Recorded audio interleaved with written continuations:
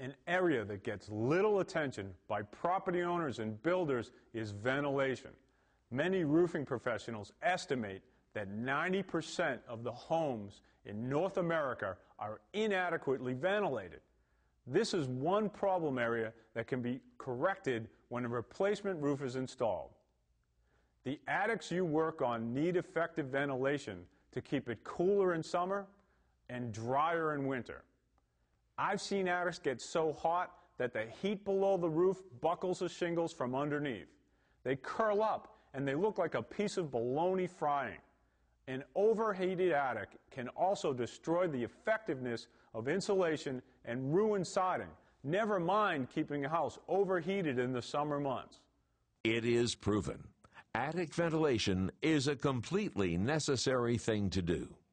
The Federal Housing Authority, the Engineered Wood Association, many national building codes, and all major roofing manufacturers require the installation of attic ventilation.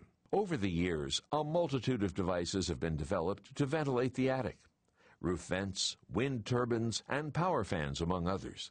Some were just plain ugly, but all were marginally effective. Soffit and fascia vents alone failed to provide air movement across the underside of the roof's sheathing. Similarly, passive roof louver vents, if used alone, offer a very small area of circulation, limited to about a 5-foot area around the opening. The same is true of turbine vents. They only vent the space directly below the opening. To make matters worse, tests have shown that air, rain, and snow may enter through turbines even while they're turning. Gable and end wall louvers alone give as little ventilation as the roof vent, and the area vented depends on wind direction. Power vents are a good alternative, but have some limitations. We only recommend them in areas where a ridge vent and soffit vents cannot be installed.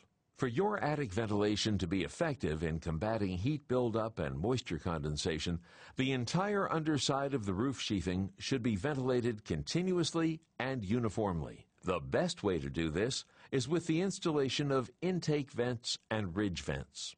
It's important to understand that Cobra ridge vents must be part of a ventilation system to work properly. They are designed to work in conjunction with soffit vents or fascia vents. To meet the minimum government ventilation standards, follow the 1 in 300 rule. Calculating ventilation by this rule can be complicated, but GAF has made it easy for you by developing a chart shown in the Pro Field Guide, Ventilation Literature, and the GAF website. This chart can show you how much ridge vent and soffit ventilation is needed. All you have to do is calculate the square footage of the attic and look up the amount of Cobra ridge vent and soffit you need to install. Cobra ridge vent has become the industry leader in ridge ventilation because it is a proven product that protects millions of homes.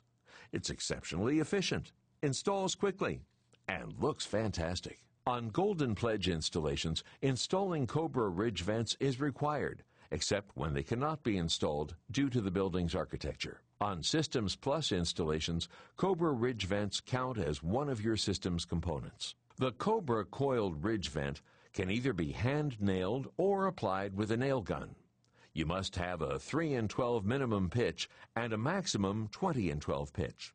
On structures without ridge boards, make a 1-inch cut along both sides of the ridge. On structures with ridged boards, make a 1 3/4 inch cut on each side of the ridge. Leave 6 inches of uncut sheathing at each gable end to protect ends from wind-driven rains.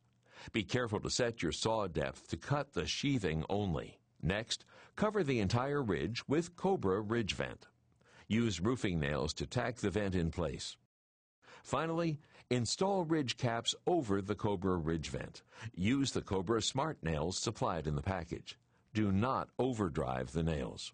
When using the nail gun version, attach the nail gun adapter to the end of the nail gun and use the 1 3/4 inch nails supplied in the roll. Be sure to disconnect the air supply line prior to attaching the adapter. Always be sure to install the capping to match the shingles that are being installed. You install Cobra Rigid Vent 2 and Snow Country Ridge Vents in a similar manner. To understand the installation of Cobra 2 and Snow Country Ridge Vents, let's first take a look at some of the unique features of these ridge vents.